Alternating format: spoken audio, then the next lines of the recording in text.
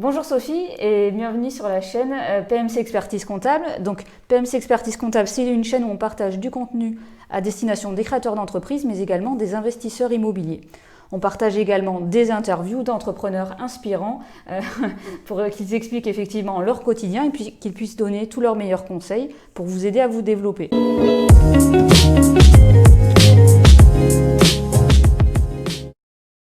Donc aujourd'hui, on reçoit Sophie Lyon sur la chaîne.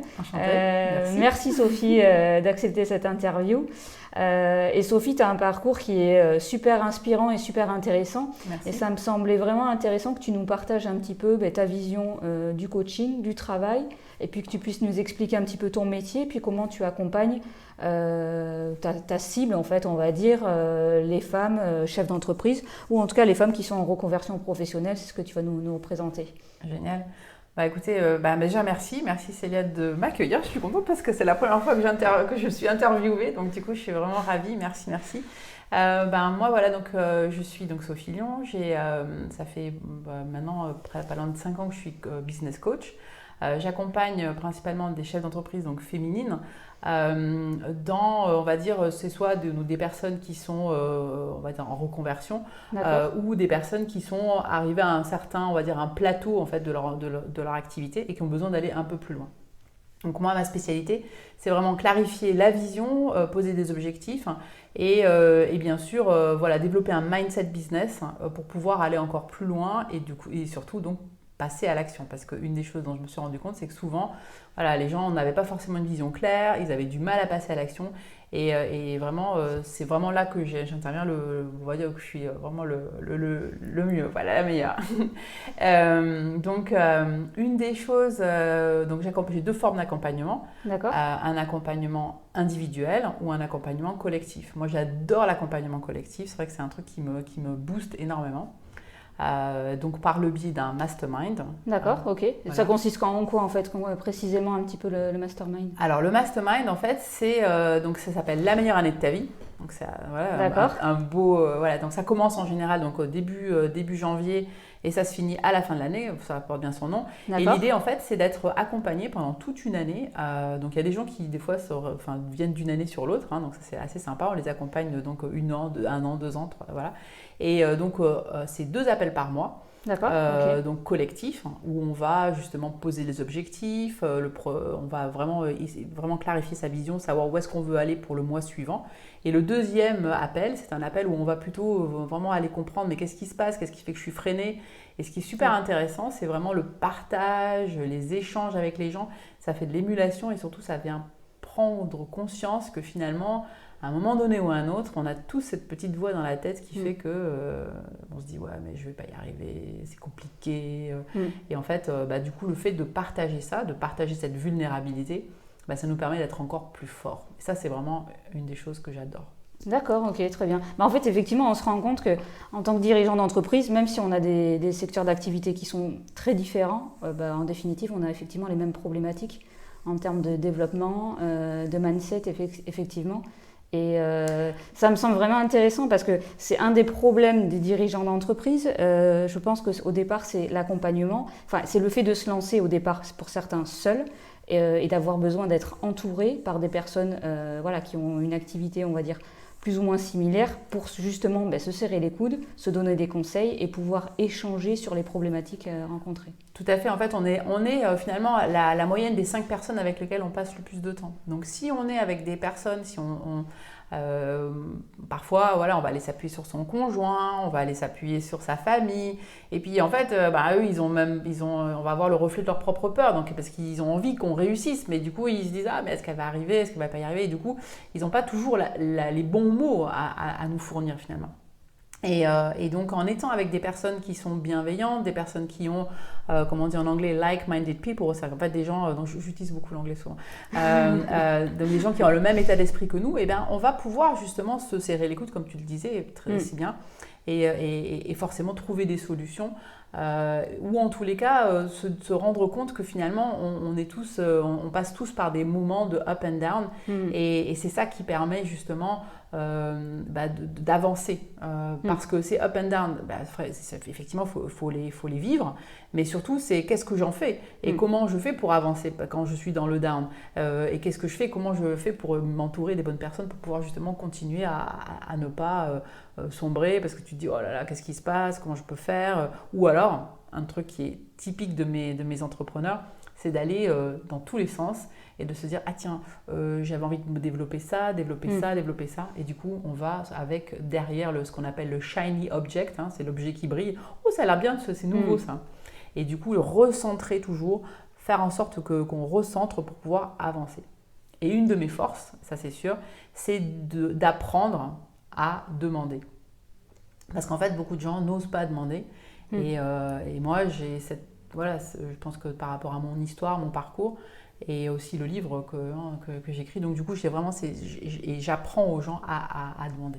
D'accord. Et aussi à prendre un peu de recul, parce qu'effectivement, souvent, on peut être face à un problème, mais en fait, le problème, il n'est pas identifié. Si on ne prend pas suffisamment de recul, ou si on ne nous fait pas remarquer les choses, on ne se rend pas forcément compte qu'il y a un problème. Et je pense que aussi cet aspect, cet accompagnement en mastermind, ça permet déjà de prendre du temps pour soi, pour penser à son développement et d'arriver à s'extraire en fait des problèmes, enfin en tout cas du courant, pour réfléchir justement à sa stratégie. Effectivement, je pense que c'est ça. Vous devez définir peut-être une vision et après poser des objectifs.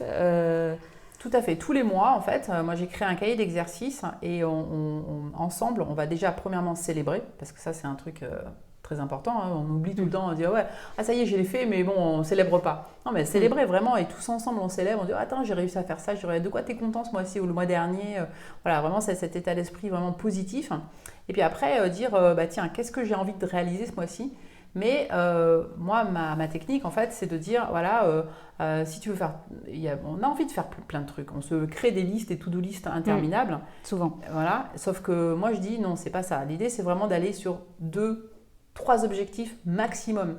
Et du coup, qu'est-ce que je mets en place ? Et j'apprends, je lui donne des techniques de travail pour justement aider les gens à vraiment aller vers l'essentiel. Et dans ce mastermind, je vois les gens, ils avancent mais à une vitesse folle. Et les retours qu'on a, et puis c'est une aventure humaine en même temps. Et en plus, ce qui est génial, c'est que c'est digital. Donc ça, merci, j'étais contente parce que pendant le confinement, j'avoue que j'étais contente d'avoir créé ça. Bien sûr. Et du coup, on a des personnes qui sont de partout. Donc, on a l'an dernier, par exemple, j'avais 2 personnes qui étaient de Singapour, une qui était en Irlande, une qui était à Lille. Donc, pas mal de personnes sur Bordeaux, forcément, parce que je suis de Bordeaux. Donc, c'est vrai que c'est là que j'ai commencé. Mais vraiment, là où cette année, j'ai des gens de Lyon. Vraiment, c'est ça qui est génial parce que du coup, on a aussi un échange comme ça qui est fabuleux et une autre vision en même temps. Une émulation un petit peu... Tout à fait, un peu internationale. Très bien. Et après, tu proposes également des accompagnements individuels pour quelqu'un qui veut avoir un accompagnement précis sur un domaine précis de son activité, par exemple. Tout à fait. Alors, dans le cadre du mastermind, il y a des personnes qui se font accompagner en collectif et aussi en individuel. D'accord. Donc, ils ont un petit check. Et après, effectivement, dans le cadre, ceux qui veulent aller plus loin ou plus vite, et c'est un petit peu différent parce que finalement, le coaching individuel, on va vraiment axer vraiment sur tous les aspects de sa vie aussi. Parce que le mindset, ça se construit comment ? Ça se construit aussi parce que souvent les gens viennent me voir en disant oui, je veux développer mon business, très bien, c'est super, mais si tu n'as pas le cerveau qui va avec, si tu n'as pas l'état d'esprit qui va avec, c'est clair que ça va être compliqué. Donc ça veut dire qu'on va passer par tous les domaines de ta vie et on va aller voir qu'est-ce qui fait que dans ta relation avec l'autre, ça va ou ça va pas, au niveau de ta santé, est-ce que ça va pas, est-ce que au niveau, je sais pas moi, de ton fun, est-ce que tu as vraiment suffisamment de fun.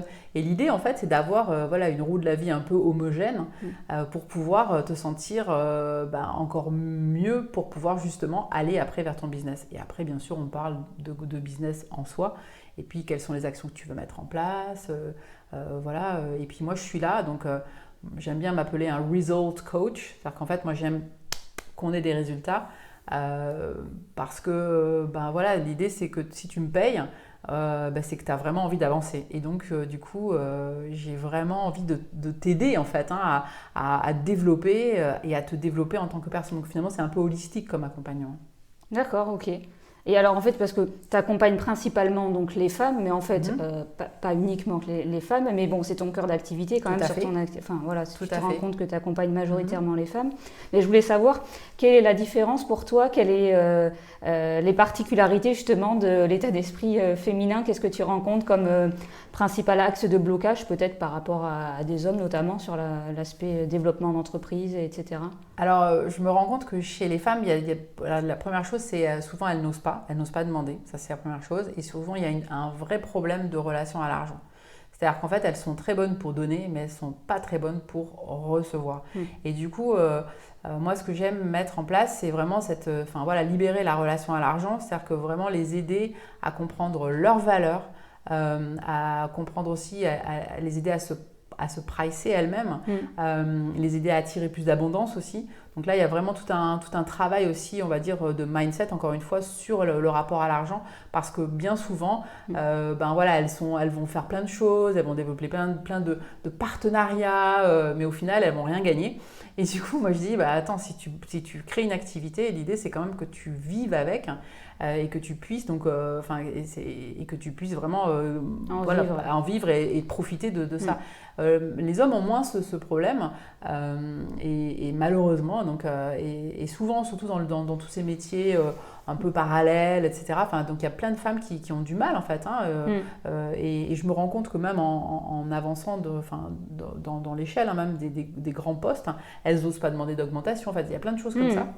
Et donc, c'est vrai que ça, c'est une des premières choses que j'ai remarqué. Et aussi, peut-être exprimer vraiment ce qu'elles ressentent aussi. C'est-à-dire qu'elles ne vont pas forcément... moi, j'aime bien les aider à ce qu'on appelle ce empower, c'est-à-dire en fait prendre leur place et les aider à être qui elles veulent être, en fait. D'accord, ok. Non, mais ça me paraît intéressant et je te rejoins sur l'état d'esprit peut-être plus féminin d'être moins sûr de soi, d'avoir peur de facturer peut-être plus cher ses clients. Effectivement, nous, c'est des problématiques que l'on rencontre sur les créatrices d'entreprises que l'on accompagne notamment. Et on se rend compte que c'est quand même une problématique majoritairement féminine, en fait. Tout à fait. Pas uniquement, bien sûr, mais en tout cas, il y a plus de blocage, je pense, à ce niveau-là. Donc, c'est pour ça que ça me paraît être un axe, en tout cas, d'amélioration, en tout cas de travail qui est essentiel si on veut développer son entreprise et effectivement vivre de son activité, parce qu'effectivement avoir une activité c'est bien, mais il faut effectivement que l'activité fonctionne, c'est quand même la base pour pouvoir continuer et développer son projet et faire grandir son projet. J'ai d'ailleurs créé un e-book qui s'appelle les 7 blocages des entrepreneurs face à l'argent. Donc voilà, ça c'est un petit e-book qu'on peut télécharger et qui parle justement de 7 blocages que j'ai pu rencontrer. J'ai pas mal parlé sur cette problématique. Qui est vraiment typiquement, on va dire, féminine. Ok, mais très bien, merci. Parce que voilà, actuellement, tu es en train d'écrire un livre, donc c'est un super projet. Est-ce que tu peux nous en dire un petit peu plus? Est-ce que tu peux nous dire de quoi ton livre parle, effectivement, et comment tu mets les choses en application? Parce que ça me paraît intéressant. Ton livre, c'est un peu aussi une expérience, et tu mets en application justement tout ce que tu proposes au niveau de tes accompagnements. Et ça, je pense que c'est vraiment effectivement une force. Et voilà, est-ce que tu peux nous en dire un peu plus là sur ton livre? Alors mon livre, il a un titre qui est, on va dire, donc c'est J'apprends à demander. En fait, c'est l'art en fait d'apprendre à demander et surtout donc à recevoir en fait, et bien sûr à remercier. L'idée en fait, c'est un livre qui va expliquer, on va dire, toutes les étapes quelque part que moi j'ai pu réaliser moi-même dans ma vie. C'est un peu on va dire une loi de l'attraction, mais un peu plus, on va dire, pragmatique. C'est-à-dire que bien évidemment, on peut visualiser pendant des jours et des jours, mais à un moment donné, si on n'agit pas, forcément, il y a des choses qui vont pas, il n'y a rien qui va se passer. Donc l'idée, c'est vraiment d'aider les personnes à comprendre ce qu'elles veulent, donc vraiment poser leur vision, Ensuite, on va dire comprendre et en parler de ce que j'appelle le big dream, en fait, en parler à tout le monde. Et puis finalement, à la fin, donc utiliser son réseau. Donc c'est bien par rapport à l'exemple que tu voulais, peut-être qu'on pourra en parler. Et ensuite, bien évidemment, accueillir ce qui se passe, saisir les opportunités à droite à gauche et bien sûr remercier, parce que ça c'est une des choses les plus importantes, c'est remercier les gens qui nous ont aidés, parce que je ne sais pas si vous le savez, mais tout le monde veut vous aider à réaliser votre grand rêve. Et ça, c'est vraiment important de le dire, parce que souvent les gens se disent « ouais, mais non, mais j'ose pas demander aux gens ». Mais si, il faut oser demander parce que, en fait, tout le monde veut nous aider. Et du coup, l'exemple, c'est que donc je cherche un éditeur. Et donc j'ai trouvé a priori une personne qui était plutôt intéressée, donc un éditeur développement personnel, et qui dit voilà Sophie, oui non c'est bien, mais est-ce qu'elle a vraiment du réseau? Elle dit ça à ma coach littéraire. Et alors du coup je me suis un peu piquée, je me dis attends Sophie, moi j'adore réseauter, elle me dit ça à moi, et puis après je me suis dit bon restons calmes, une fois que l'ego mis de côté, je me suis dit bon tiens, comment je pourrais faire pour lui prouver? Donc j'ai fait une petite vidéo avec beaucoup d'enthousiasme et de sincérité, et que j'ai posté sur LinkedIn, qui est un réseau que j'adore. Et en fait, là aujourd'hui, elle a été vue pas loin de 30 000 fois. Le post a été donc liké pas loin de 1000 fois. Et ça a été repartagé, je crois, on est à pas loin de, je sais plus, on est pas loin de 200 fois. Enfin, bon, c'est un truc de malade, quoi. C'est dingue. Donc du coup, l'idée, donc c'est, si j'y arrive pas, au pire, je me ferai de l'auto-édition, c'est ça. Mais en tous les cas, voilà, si vous voulez m'aider et me soutenir dans ce livre, on mettra peut-être le lien sur la page qu'on va créer. D'accord, mais très bien. Parce que tu m'as donné l'idée. Merci. Et puis tu as appris à demander, non mais c'est un bon conseil. En fait, on voit vraiment l'application LinkedIn, on voit que c'est un réseau qui est aujourd'hui extrêmement intéressant pour tous les professionnels en tout cas. Tout à fait. Pour partager ses idées, ses projets effectivement. Et là, tu as un retour qui est déjà exceptionnel, une portée. Ça permet déjà de faire parler de ton livre. Tu as déjà des gens qui sont intéressés par ton livre avant qu'il soit édité, en fait. Tout à fait. Donc, en fait, tu as déjà des clients avant d'avoir commencé à vendre ton projet, en fait, ton livre. Donc, c'est pour ça que je pense que c'est vraiment un très bon exemple, très inspirant, en tout cas. Merci. En tous les cas, c'est-à-dire que ce dont je me rends compte, c'est que finalement, souvent, on s'empêche, et c'est un petit peu ce que je raconte dans le livre, en fait. C'est par éducation, par peur du rejet. Enfin, il y a plein de choses qui font qu'on n'ose pas. Et finalement, c'est ce que je dis aussi, parce que souvent j'explique aussi comment utiliser LinkedIn, notamment dans des grandes écoles de commerce. Et c'est vrai que ce qui est dingue, c'est que finalement, c'est ça, c'est cette peur, en fait, qui nous... Et alors que si on ose, qu'est-ce qu'on risque, en fait? C'est un non. Voilà. Et finalement, on est toujours à deux doigts, finalement, d'être proche d'une personne et d'être connecté à une personne qui va vouloir, finalement, vous aider. Et parce que contrairement à ce qu'on peut penser, les gens adorent aider, si vous en parlez, si vous parlez avec enthousiasme et avec cœur, en fait d'un projet que vous portez, c'est sûr que tout le monde va vouloir vous aider, vous accompagner. Et ceux qui ne veulent pas, ils s'écartent d'eux-mêmes. Non, mais en fait, on s'en rend compte, on se met souvent des freins et je pense que tu as raison, oser demander, c'est aussi, on en parle beaucoup, sortir de sa zone de confort et c'est aussi un des éléments clés, en tout cas dans la réussite d'un entrepreneur, puisqu'un entrepreneur, c'est quelqu'un justement qui porte des projets parfois ambitieux et en tout cas qui ose des choses.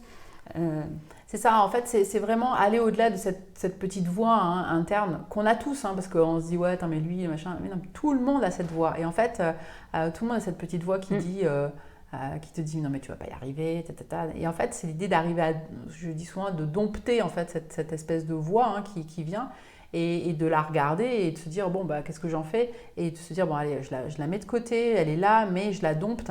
Et du coup, j'ose et je saute.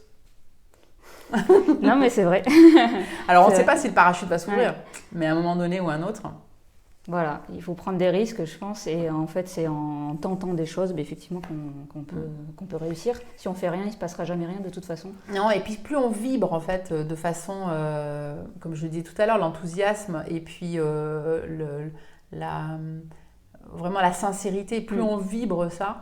Et puis bon, si on est un peu spirituel, forcément, on va dire voilà l'univers, etc. Mais c'est vrai que plus on le vibre, plus les gens le sentent. Et en fait, du coup, ça fait comme une espèce de bulle. Je lisais un livre, tiens, il y a quelques jours, qui parlait d'une toile d'araignée. Et finalement, c'est ces espèces de liens qui nous unissent tous. Hein. Et en fait, finalement, ces liens, quand on vibre quelque chose de positif, bah, les gens le sentent. Et du coup, ils ont envie de continuer d'être dans cette vibration. Donc en fait, c'est vraiment ça. C'est cette espèce de toile d'araignée, parce qu'on est tous plus ou moins connectés. Hein. We are all connected. Et donc, du coup, on est sur cette planète. Et donc, bah, voilà, partagez votre rêve. Allez-y. Et je pense qu'on en a tous un au fond de nous-mêmes. Et ce qui est intéressant, c'est que quand on a un enfant, on n'a pas peur en fait de demander, on n'a pas peur de partager. Qu'est-ce qui fait que nous, les adultes, on oublie en fait ce côté... On se met des barrières en fait. C'est ça. Alors qu'en fait, ce rêve, on l'a encore enfoui en nous et ça demande juste à être révélé. Très bien. Bah, affaire à suivre en fait sur ton livre. On a envie de voir ce qui va se passer pour la suite. Qui c'est qui va éditer ton livre, effectivement. Puis on a hâte. Enfin, en tout cas, moi, j'ai hâte de pouvoir lire, découvrir ton livre. Merci, c'est gentil. Mais Sophie, en fait, comment te retrouves alors si quelqu'un est intéressé pour venir découvrir ton mastermind ou qui a peut-être besoin d'accompagnement peut-être plus personnalisé, comment ça se passe il suffit d'aller sur sophielion.fr, de me chercher sur les réseaux. Sophie Lion, c'est assez facile à se souvenir. Lyon, comme ça, voilà. Et donc, du coup, vous retrouvez sur mon site, sur LinkedIn. Je suis sur tous les réseaux. J'ai même une chaîne. J'ai même une chaîne YouTube, comme toi, où j'interviewe des gens. Je réalise des petites... régulièrement, je fais des vidéos inspirantes sur différentes choses. Je fais des conférences, enfin voilà, je fais plein de choses. Je suis assez occupée. Ah oui, mais j'imagine que tu t'ennuies pas. Non, merci. En tout cas, merci Sophie, merci pour cette interview, merci d'avoir accepté de nous faire partager tes conseils. Et puis, on se retrouve très bientôt avec ton livre notamment, j'espère. Ouais. On a hâte de découvrir ça. Et puis voilà, n'hésitez pas à vous abonner en tout cas à la chaîne si vous souhaitez découvrir toutes nos nouvelles vidéos, nos interviews, etc. Être notifié de toutes nos actualités. Puis on se retrouve très bientôt pour une nouvelle vidéo. Donc merci Sophie et puis à bientôt. Merci Célia. Au revoir.